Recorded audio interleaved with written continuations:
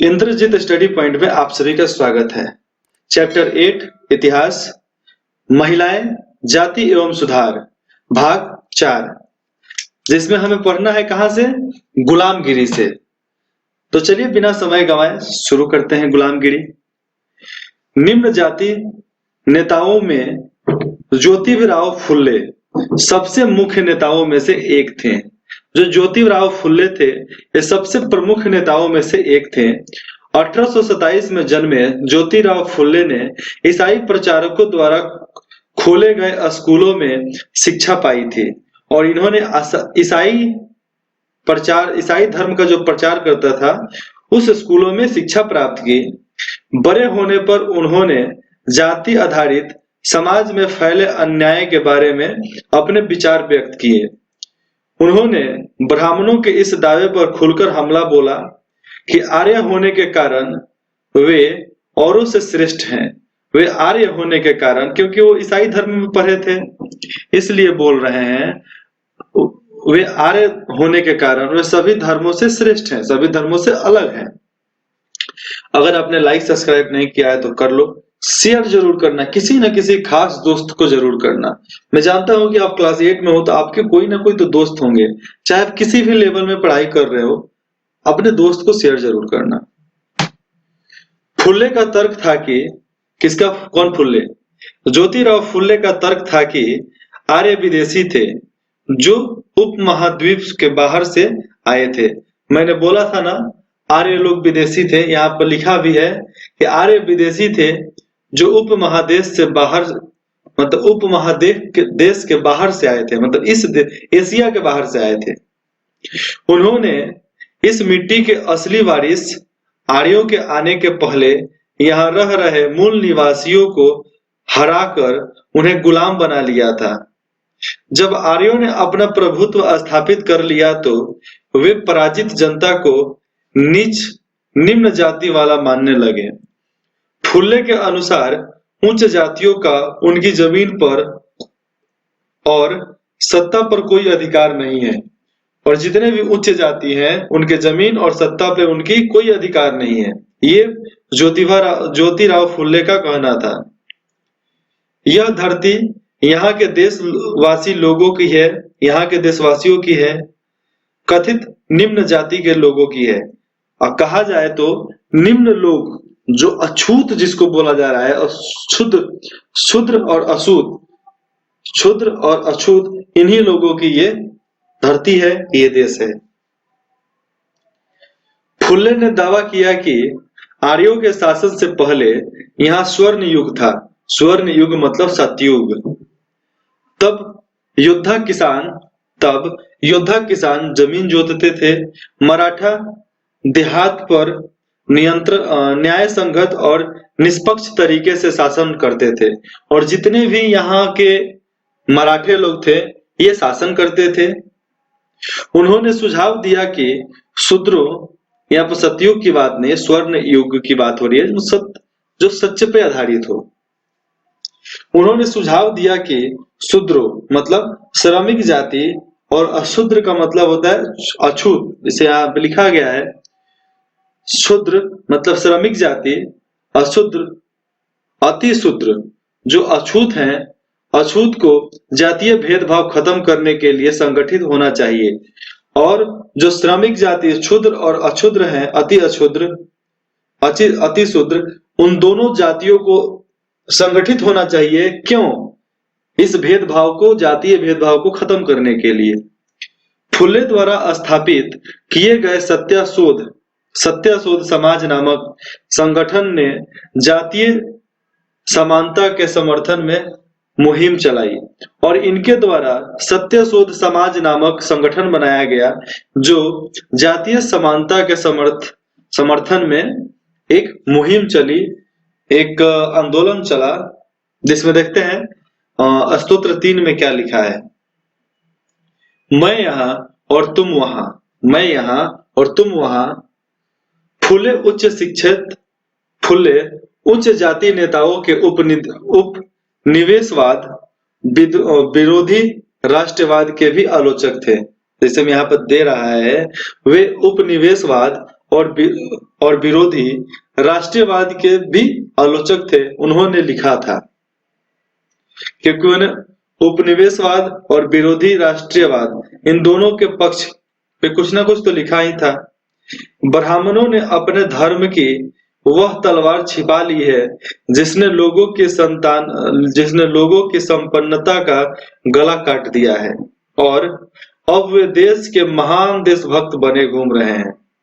वे हमारे शूद्र, मुस्लिम और फारसी नौजवानों को ये सलाह देते हैं कि अगर हम उच्च नीच के बारे में अपना सारा लड़ाई झगड़ा बंद करके एकजुट नहीं होंगे तो हमारा देश कभी उन्नति नहीं कर पाएगा। यह एकता उन्हीं के फायदे में है, क्योंकि इसके बाद दोबारा यही स्थिति पैदा हो जाएगी, मैं यहाँ और तुम वहां।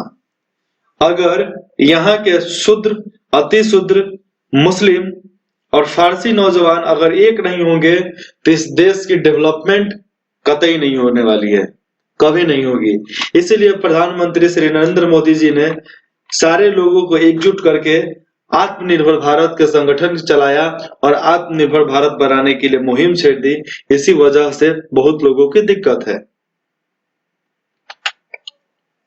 ज्योतिराव फुले का सत्कार की चाबुक। इसके बाद देखते हैं 1873 में फुले ने गुलामगिरी मतलब गुलामी नामक एक किताब लिखी।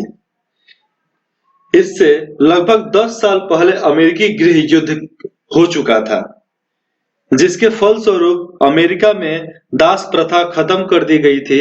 फुले ने अपनी पुस्तक उन सभी अमेरिकियों को समर्पित की जिन्होंने गुलामों को मुक्ति दिलाने के लिए संघर्ष किया। मतलब उन सब के लिए समर्पित कर दिया अपने बुक को, जो अमेरिका में गुलामों को मुक्ति दिलाने के लिए संघर्ष किया था। एक और प्रैक्टिकल आपको दे देते हैं जिसको आपको सबमिट करना है, ठीक है। गतिविधि स्रोत 3 को ध्यान से पढ़े। मैं यहाँ और तुम वहां से ज्योतिराव फुले का क्या आशय है, इसके बारे में आप लिखो। इस प्रोजेक्ट को सबमिट करो। डिस्क्रिप्शन में नंबर दिए गए हैं, मेल दिए गए हैं, आप उसमें से किसी पर भी कर सकते हो इसको सबमिट। हम भी इंसान हैं। 1927 में अंबेडकर ने कहा था, हम भी इंसान हैं। अब हम सिर्फ ये साबित करने के लिए तालाब पर जाना चाहते हैं, बस इसी बात को साबित करने के लिए तालाब पर जाना चाहते हैं कि औरों की तरह हम भी इंसान हैं। हिंदू समाज का 2 मुख्य सिद्धांतों, समानता और जातिवाद की समाप्ति पर पुनः गठन किया जाना चाहिए। इसीलिए डॉक्टर भीमराव अंबेडकर ने संविधान में ऐसे बदलाव कर दिए कि लोगों का हालत खराब हो गया। आज भी संविधान बनाया ऐसा कि लोग डरते हैं संविधान से। संविधान ऐसा बना दिया गया है कि जिससे कोई भी कितने भी बड़े अधिकारी हो गए, जिस दिन काल नियर आएगा उस दिन उनको जाना ही है लाल कोठी में। लाल कोठी मतलब जेल में। बड़े से बड़े राजनेता चले गए। इस तरह उन्होंने भारत के निम्न जातियों और अमेरिका के काले गुलामों की दुर्दशा को एक दूसरे से जोड़ दिया। जैसा कि इस उदाहरण से पता चलता है कि फुले ने जाति व्यवस्था की अपनी आलोचना को सभी प्रकार के गैर बराबरी से जोड़ दिया था। मतलब जितने भी आलोचना किए वे जाति के गैर बराबरी से जोड़ दिया था, जाति व्यवस्था के। वह उच्च जाति महिलाओं की दुर्दशा, जो उच्च जाति में महिलाएं होती थी, क्या वो आसानी से रह जाती थी क्या घर में? मजदूरों की मुसीबतों और निम्न जातियों के अपमानपूर्ण हालात के बारे में गहरे तौर पर चिंतित थे। जाति सुधार का यह आंदोलन 20वीं सदी में भी पश्चिम भारत में डॉक्टर भीमराव अंबेडकर और दक्षिण में ईवी रामास्वामी नायकर, यहाँ पर दिया गया ईश्वरचंद विद्यार्थी होगा शायद, ईश्वरचंद विद्यार्थी रामास्वामी नायकर, ऐसे महान दलित नेताओं के नेतृत्व में चल रहा था। पश्चिम में कौन सा आ जाएगा? ये महाराष्ट्र के रहने वाले थे भीमराव अंबेडकर, तो वो पश्चिम में करते थे। और दक्षिण में करने वाले ईवी रामास्वामी नायकर जो थे, वे दलित नेताओं के नेतृत्व कर रहे थे। मंदिरों में कौन जा सकता है? इसका सवाल अहम था। मंदिरों में कौन जा सकता है? देखो चित्र 14 पहले दिखा देता हूं। ये देखो, ये मंदिर है, चित्र 14। मदुरै मंदिर का प्रवेश द्वार टॉमस डेनियल द्वारा बनाया गया चित्र 1792 में बनाया गया था, वो भी हाथ से। मंदिर प्रवेश आंदोलन से पहले अछूतों को इस तरह के प्रवेश द्वारों के आसपास भी भटकने नहीं दिया जाता था, और लाठी लेके लोग खड़ा रहते थे, आओ तुम्हारा स्वागत कर देते हैं। अंबेडकर एक महार परिवार में पैदा हुए थे। बचपन में उन्होंने इस बात को बहुत नजदीकी से देखा था कि रोजाना की जिंदगी में जातीय भेदभाव और पूर्वाग्रह क्या होता है, जातीय भेदभाव और धर्म के बारे में अछूत क्या होता है। स्कूलों में उन्हें कक्षा के बाहर जमीन पर बैठना पड़ता था, और जिस स्कूल में वो जमीन पर बैठकर पढ़ते थे, जब संविधान लिखकर जब उसी स्कूल में गए तो प्रिंसिपल उसके सामने खड़ा था स्वागत करने के लिए। तो ऐसा बनो, ऐसा अपने आप को बनाओ कि तुम्हारे स्वागत के लिए बड़े से बड़े उच्च अधिकारी तुम्हारे सामने झुक जाए। उन्हें स्वर्ण बच्चों द्वारा, मतलब उच्च जाति के बच्चों द्वारा इस्तेमाल किए जाने वाले नलकों से पानी पीने की इजाजत नहीं थी, और जिस नल से उच्च समाज के लोग पीते थे, मतलब स्वर्ण बच्चा में क्या, उच्च जाति के जितने भी बच्चे जिस भी नल से पानी पीते थे, उस नल से पानी पीने की इजाजत इन्हें नहीं थी।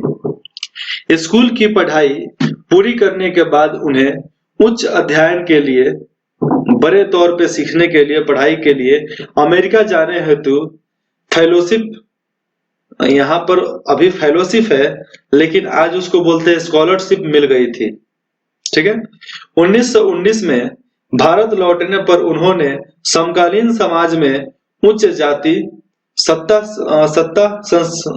संरचना पर काफी लिखा, और समकालीन समाज के बारे में हम क्लास 11-12 में पढ़ेंगे। उस बुक का ही नाम है समकालीन समाज। ठीक है, जिनमें जातीय सत्ता के बारे में बहुत कुछ लिखा गया था। सन 1927 में अंबेडकर ने मंदिर प्रवेश आंदोलन शुरू किया, जिसमें महार जाति के लोगों ने बड़ी संख्या में हिस्सा लिया। ब्राह्मण पुजारी इस बात पर बहुत आग बबूला हुए कि दलित भी मंदिर में जलाशय का पानी इस्तेमाल कर रहे हैं। मतलब पंडितों और पुजारियों को तो मिर्ची लग गई, ऐसे समझ लो कि अब दलित भी यहाँ के जलाशय, तालाब से पानी का इस्तेमाल कर रहे हैं। अब देखो उसके बाद क्या होता है। 1927 से 1935 के बीच अंबेडकर ने मंदिरों में प्रवेश के लिए ऐसे 3 आंदोलन चलाए। वह पूरे देश को दिखाने चाहते थे कि समाज में जातीय पूर्वाग्रहों की जकड़ कितनी मजबूत है। मतलब ये पूरे देश को ही बताना चाहते थे कि जातीय आंदोलन के जरिए कि पूरे देश को जातीय समाज ने किस तरह जकड़ रखा है और इसको हटाना कितना जरूरी है, क्योंकि हटाएंगे तभी तो अपने आप को स्वच्छंद जी पाएंगे। अब है गैर ब्राह्मण आंदोलन, और गैर ब्राह्मण आंदोलन कैसे हुआ था इसके बारे में भी अब यहां पर जानेंगे। 20वीं सदी के आरंभ में गैर ब्राह्मण आंदोलन शुरू हुआ। कब? 20वीं सदी के आरंभ में। और मैं बता दूं, और इंद्रजीत स्टडी पॉइंट जब आप गूगल पे भी सर्च करोगे ना तो उसमें आ जाएगा। कोई भी चैप्टर लिखो और उसके आगे लिखना बाई हर्षवर्धन, फिर भी आ जाएगा। ठीक है।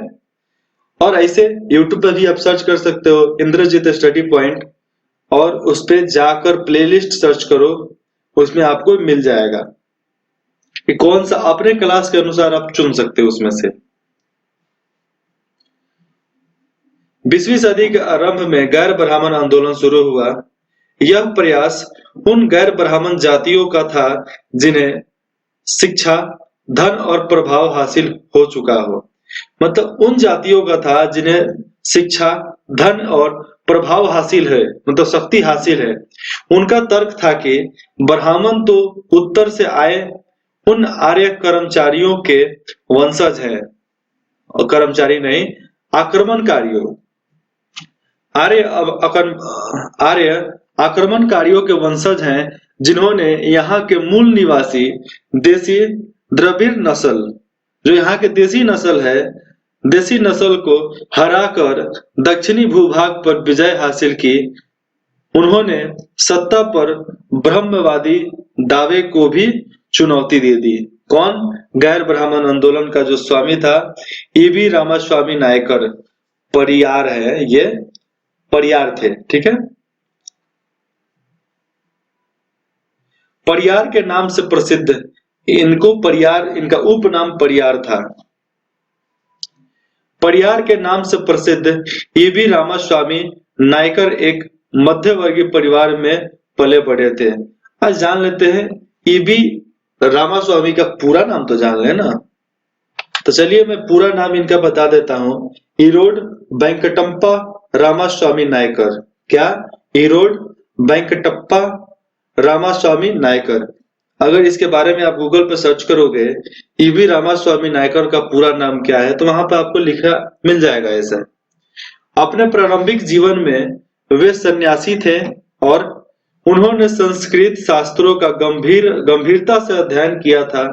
बाद में वे कांग्रेस के सदस्य बने, परंतु जब उन्होंने राष्ट्रवादियों द्वारा आयोजित की गई एक दावत में देखा कि वहां बैठने के लिए जातियों के हिसाब से अलग अलग इंतजाम किया जा रहा है, मतलब ये जाति के लोग अलग बैठेंगे, वो जाति के लोग अलग बैठेंगे।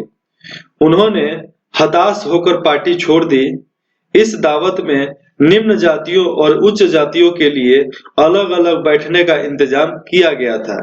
जैसे आज भी बहुत मुस्लिम के शादी में चले जाओ, मुसलमानों की शादी में, तो हिंदुओं को खाना अलग बनता है और मुसलमानों के लिए खाना अलग बनता है। लेकिन हिंदुओं के घर में चल जाओ, किसी भी जाति के लिए खाना एक जगह ही बनता है, चाहे वो मांसाहारी हो चाहे वो शाकाहारी हो। पेरियर की समझ में आ चुका था कि अछूतों को अपने स्वाभिमान के लिए खुद लड़ना होगा। जो अछूत जात हैं उनको अपने स्वाभिमान, अपने इज्जत के लिए खुद लड़ना पड़ेगा। इसी बात को ध्यान में रखते हुए उन्होंने स्वाभिमान आंदोलन शुरू कर दिया, और स्वाभिमान आंदोलन उसी समय से शुरू हुआ था। उनका कहना था कि मूल तमिल, वहां के जो मूल तमिल द्रव्य संस्कृति के असली वाहक अछूत ही हैं, और जो असली वाहक है, असली मालिक है इस देश के दक्षिणी भूभाग के, वो अछूत ही हैं।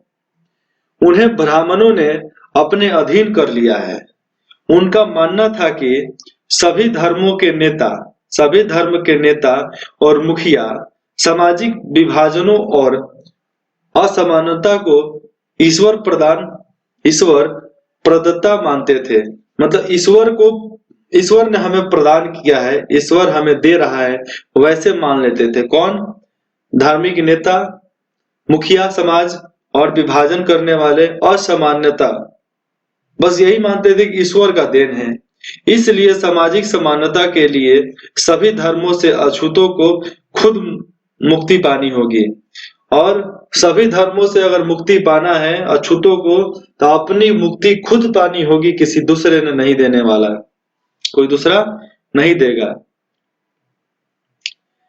पेरियर हिंदू वेद पुराणों के कट्टर आलोचक थे, खास तौर से मनु द्वारा रचित संहिता, और जो मनु के द्वारा रचित ग्रंथ था उसके तो मतलब पूरे खास तौर से कट्टरवादी थे, उसके पूरे आलोचक करते थे, कट्टर आलोचक। जिसमें भगवत गीता, रामायण के वे कूट आलोचक थे, और सबसे ज्यादा आलोचना करते थे भगवत गीता और रामायण का। उनका कहना था कि ब्राह्मणों ने निचली जातियों पर अपनी सत्ता तथा महिलाओं पर पुरुषों का प्रभुत्व स्थापित करने के लिए इन पुस्तकों का सहारा लिया है।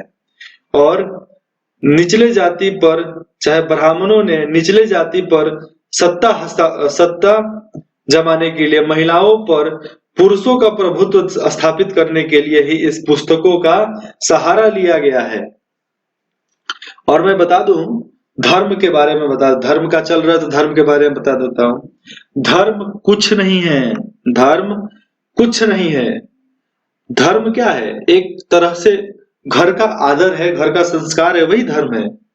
और धर्म परिवर्तन कोई कैसे करवा देगा? धर्म तो मन का हिस्सा है, कोई वस्तु तो है नहीं, घर तो है नहीं कि इस घर से उस घर में लेके चल जाए कि धर्म परिवर्तन हो गया। धर्म नहीं, हमारा व्यवहार परिवर्तन होता है उससे। ये दलीलें लोगों को सहज रास नहीं आई और ये दलील लोगों को अच्छा नहीं लगा। निम्न जातीय नेताओं के भाषणों, विचारपूर्ण लेखन और आंदोलनों से उच्च जातीय राष्ट्रवादी नेताओं के बीच कुछ आत्ममंथन और आत्मलोचना की प्रक्रिया शुरू हुई।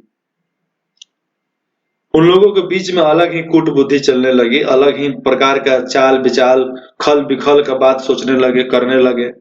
परंतु रूढ़िवादी हिंदू समाज ने भी उत्तर में सनातन धर्म सभाओं तथा भारत धर्म महामंडल और बंगाल में ब्राह्मण सभा जैसे संगठनों के जरिए इन रुझानों का सख्ती से विरोध किया। बहुत ज्यादा विरोध किया था। कौन? ये लोग। इन संगठनों का मकसद यही था कि हिंदू धर्म के जाति उच्च नीच को जो महत्व दिया जाता है उस पर कोई आंच न आए। मतलब इन संगठनों का इसलिए उपाय किया गया था कि उच्च जाति, कि हिंदू धर्म के जातीय उच्च नीच को महत्व नहीं दिया जाएगा। ठीक है, उस पर कोई आंच नहीं ला सकता। वे साबित करना चाहते थे कि इस बात को धार्मिक ग्रंथों में भी मान्यता मिली हुई है। औपनिवेशिक काल के बाद भी जाति के सवाल पर बहस और संघर्ष चलते रहे और ये आज भी जारी है। और बहस और संघर्ष के वजह से ही आज भी यहाँ पर पॉलिटिकल पार्टी जम रही है, टूट रही है, बिखर रही है, फिर से बन रही है। यहां से धार्मिक चीज को हटा दो तो झगड़ा, झंझट, मार पीट, दंगा, आतंकवादी सब खत्म हो जाएगा। केवल एक जात हुई तो है। जात क्या है यार? खाल है, चर्बी है, ऊपर का शरीर के ऊपर का ऊपरा भाग है जो जात है। यार कोई उजला है तो दूसरा जात थोड़े हो गया, काला है तो दूसरा जात थोड़े हो गया। जाति को मन से निकालो और अपने आप को इंसान बनाओ। मेरे द्वारा बताया गया एक ही उसूल है कि अपने आप को आप इंसान बनाओ, किसी भी जाति समुदाय में ना जोड़ो। सुधारों के लिए संगठित होना। ब्रह्मो समाज ने क्या बोला? ब्रह्मो समाज की स्थापना 1830 में की गई थी। यह संस्था सभी प्रकार की मूर्ति पूजा और बलि के विरुद्ध थी और इसके अनुयायी उपनिषदों में विश्वास रखते थे, नोवेल्स में और बहुत सारे पुराने ग्रंथ में। इसके सदस्यों को अन्य धार्मिक प्रथाओं या परंपराओं की आलोचना करने का अधिकार नहीं था। ब्राह्मो समाज ने विभिन्न धर्मों के आदर्शों, खास तौर से हिंदुत्व और ईसाई धर्म के विचारों की आलोचनात्मक व्याख्या करते हुए उनके नकारात्मक और सकारात्मक पहलुओं पर प्रकाश डाला है। ब्राह्मो समाज, चित्र 16, केशव चंद सेन ब्राह्मो समाज के मुख्य सेनाओं में से एक था। ब्राह्मो समाज की स्थापना इसलिए हुई थी क्योंकि ये मूर्ति पूजन वगैरह को खत्म किया जाए और बलि व्यवहार को, और देवता के सामने बलि दिया जा रहा है उसको भी खत्म किया जाए। उसके बाद है डेरोजियो एवं यंग बंगाल। ठीक है, 1820 के दशक में Henry Louis William Derozio Hindu college Calcutta में अध्यापक थे। डेरोजियो हिंदू कॉलेज के कलकत्ता में जो है उसके अध्यापक थे। उन्होंने अपने विद्यार्थियों को आमूल परिवर्तनकारी विचारों से अवगत कराया और उन्हें तमाम तरह की सत्ता पर सवाल खड़ा करने के लिए प्रोत्साहित किया। उनके द्वारा शुरू की गई यंग बंगाल मूवमेंट में उनके विद्यार्थियों ने परंपराओं और रीति रिवाजों पर उंगली उठाई, महिलाओं के लिए शिक्षा की मांग की गई, सोच और अभिव्यक्ति की स्वतंत्रता के लिए अभियान चलाया गया। अपने सोच और अपने व्यवहार के स्वतंत्र भाव के लिए एक नया अभियान चलाया गया और चित्र 17 में उसका फोटो दिख रहा है, हेनरी डेरोजियो। हेनरी डेरोजियो का फोटो आप देख चुके हो। उसके बाद चलते हैं रामकृष्ण मिशन और विवेकानंद। रामकृष्ण आश्रम जितना भी है देश भर में, उसकी स्थापना करने वाले प्रथम व्यक्ति स्वामी विवेकानंद थे। स्वामी विवेकानंद को कौन नहीं जानता? नहीं जानते तो बगल में फोटो दिया गया है, देख लो। मैं इनके बारे में बता देता हूँ। रामकृष्ण मिशन आश्रम का नाम स्वामी विवेकानंद के गुरु रामकृष्ण परमहंस के नाम पर रखा गया था। यह मिशन समाज सेवा और निस्वार्थ श्रम के जरिए मुक्ति के लक्ष्य पर जोर देता था। स्वामी विवेकानंद 1863 से 1902, जिनका मूल्य नाम नरेंद्र नाथ दत्त था और स्वामी विवेकानंद का असली नाम था नरेंद्रनाथ दत्त। उन्होंने श्री रामकृष्ण की सरल शिक्षाओं को अपने प्रतिभाशाली संतुलित आधुनिक विचारधाराओं से जोड़कर संपूर्ण विश्व में प्रसारित किया। 1893 में 1893 में शिकागो में विश्व धर्म संसद में उन्हें सुनने के बाद न्यूयॉर्क हेराल्ड ने विवरण दिया कि ऐसे विद्वान राष्ट्र में धर्म प्रचारकों को भेजना कितना मूर्खतापूर्ण है। वास्तव में स्वामी विवेकानंद आधुनिक समय के पहले भारतीय थे जिन्होंने विश्वव्यापी स्तर पर वेदांत दर्शन के माध्यमिक गौरव को पुनः स्थापित किया, लेकिन उनका उद्देश्य केवल धर्म की व्याख्या करना नहीं था। केवल वो धर्म का ही व्याख्या नहीं करते थे, बहुत चीजों का किया था। अपने देशवासियों की निर्धनता और दुर्दशा से उन्हें अतिशय दुख होता था, बहुत दुख होता था। उनका यह दृढ़ विश्वास था कि कोई भी सुधार तभी सफल हो सकता है जब जन समूह की दशा उन्नत हो, मतलब अच्छी हो। अतः भारत के लोगों को उन्होंने रसोई घर के धर्म की संकीर्ण चार दीवारियों से बाहर निकलने और राष्ट्र की सेवा में एकजुट होने का आह्वान किया। इस आह्वान द्वारा भारतीय राष्ट्रवाद के प्रारंभिक अवस्था में उन्होंने असाधारण योगदान दिया, किंतु राष्ट्रवाद के बारे में उनका भाव संकीर्ण नहीं था, पूरा नहीं था। उन्हें यह विश्वास था कि मानव जाति को जिन समस्याओं का सामना करना पड़ रहा है उन पर तभी काबू पाया जा सकता है जब विश्व के सभी राष्ट्र एक सामान्य धरातल पर एक साथ आए, मतलब सारे देश एक साथ बैठकर मीटिंग बहस करें। अतः एक सामान्य आध्यात्मिक विरासत के आधार पर उन्होंने युवाओं को एक होने का उपदेश दिया। इस उद्बोधन में वह वास्तव में नई विचारधारा के प्रति और भविष्य के लिए एक महान शक्ति का स्रोत बन गए। Swami Vivekananda is the simple and powerful man of India. This is not number one. ये केवल एकलौते नहीं है, ऐसे बहुत थे। स्वामी विवेकानंद, भगवान महात्मा बुद्ध। उसके बाद है प्रार्थना समाज, जो भगवान के सामने हाथ जोड़कर खड़े रहते हैं। जो हाथ जोड़कर खड़े रहे वो हाथ किसी की सहायता के लिए ना उठे तो हाथ का कोई मतलब नहीं है, चाहे वो कोई भी हो, हिंदू मुस्लिम सिख ईसाई, चाहे कोई भी हो, कोई भी जाति हो। 1867 1867 में बंबई में स्थापित प्रार्थना समाज ने जातीय बंधनों को खत्म करने और बाल विवाह के उन्मूलन के लिए प्रयास किया। जाति व्यवस्था को खत्म करना, बाल विवाह को खत्म करने के लिए बहुत ज्यादा अभियान चलाया। प्रार्थना समाज ने महिलाओं की शिक्षा को प्रोत्साहित किया, महिलाओं को पढ़ाने के लिए समर्थन दिया, विधवा विवाह पर लगी पाबंदी के खिलाफ आवाज उठाई। उसकी धार्मिक बैठकों में हिंदू, बौद्ध और ईसाई ग्रंथों पर विचार विमर्श किया जाता था। अच्छी बात है। अब है वेद समाज। वेद समाज मद्रास चेन्नई, मद्रास को ही आज चेन्नई बोलते हैं। आज भी सारा वहां पर जितने भी सरकारी अफसर है, सरकारी बिल्डिंग है, उन पे मद्रास ही लिखा रहता है, लेकिन पेपर में नाम चेन्नई आता है। मैं चेन्नई में 1864 में वेद समाज की स्थापना हुई। वेद समाज ब्राह्मो समाज से प्रेरित था।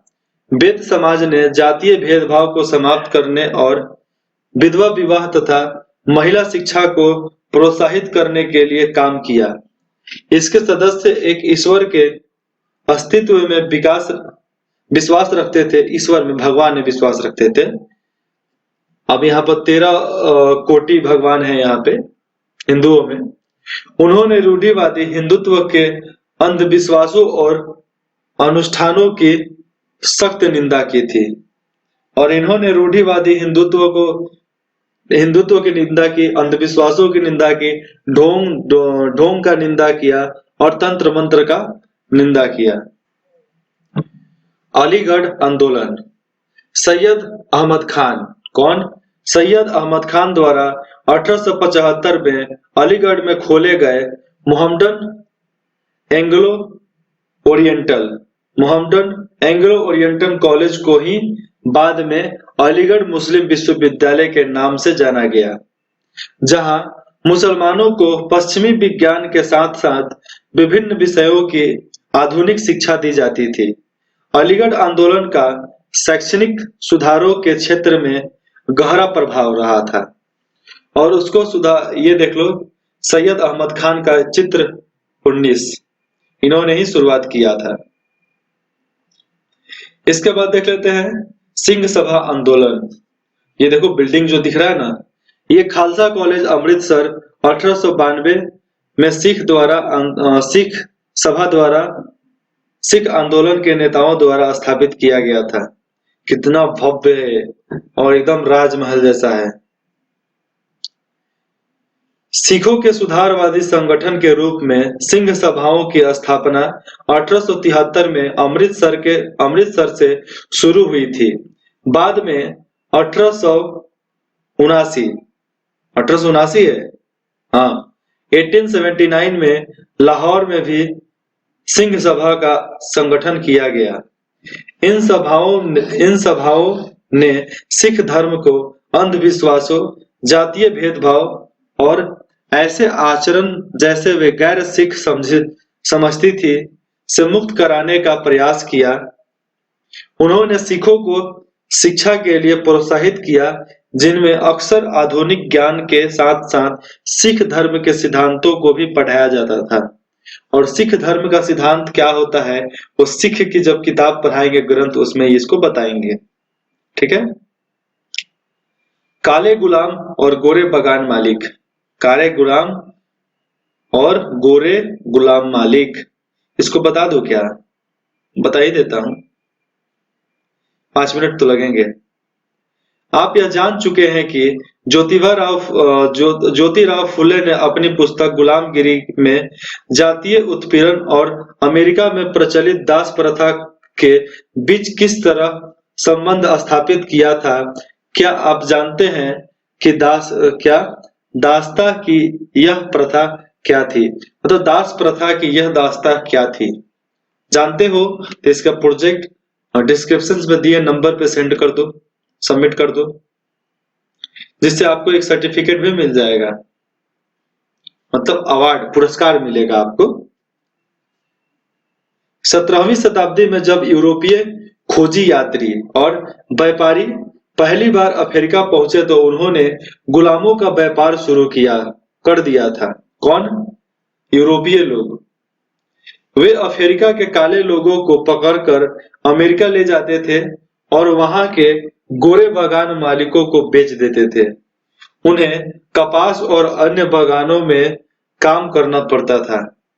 कपास जहां पर धागा रुई बनता था, रुई का उत्पादन होता था, जो ज्यादातर दक्षिणी संयुक्त राज्य अमेरिका में स्थित थे।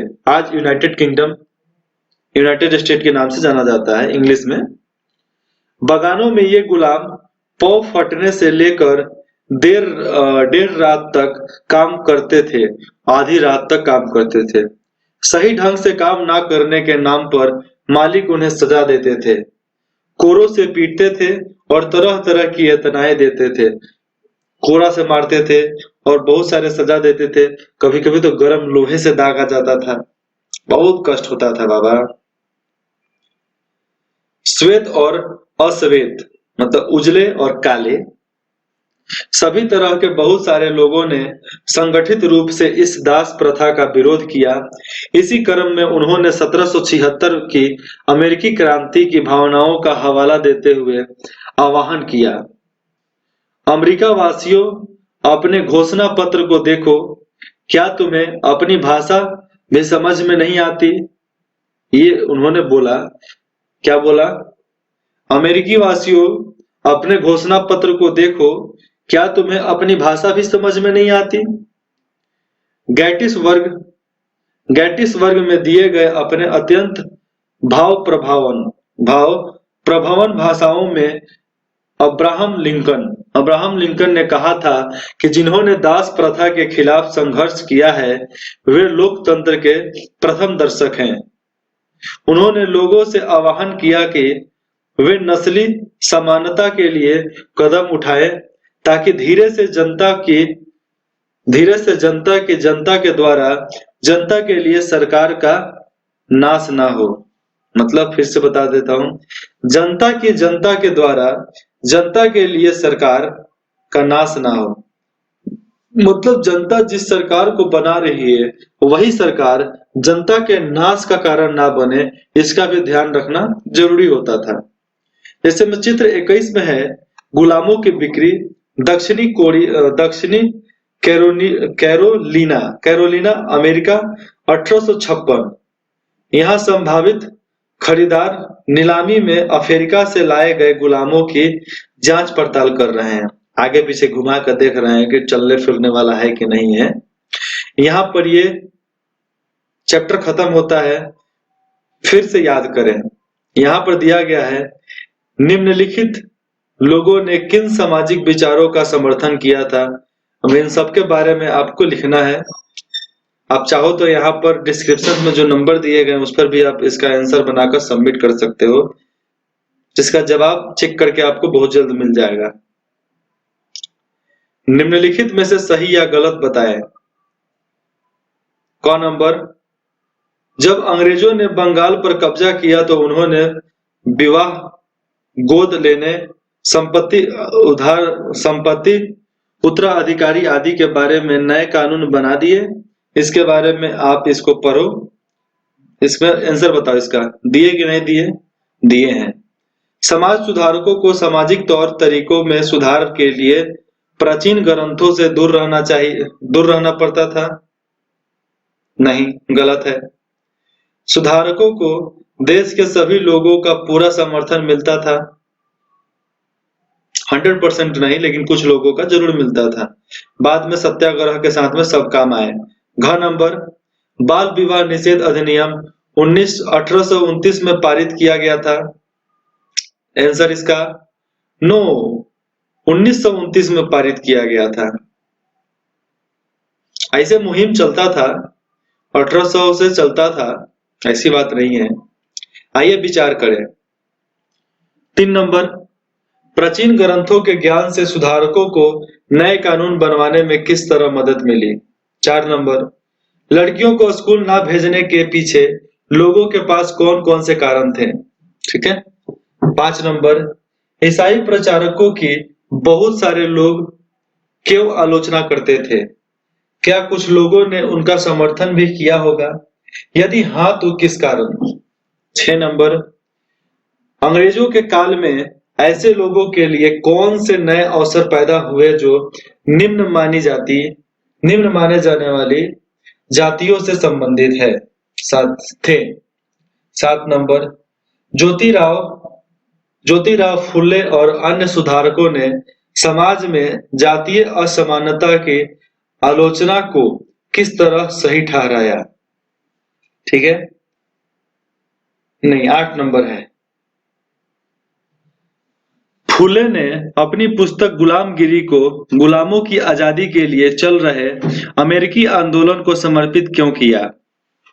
आंसर हो जाएगा, मंदिर प्रवेश आंदोलन के जरिए अंबेडकर क्या हासिल करना चाहते थे? ये तो आसान है, बहुत आसान है।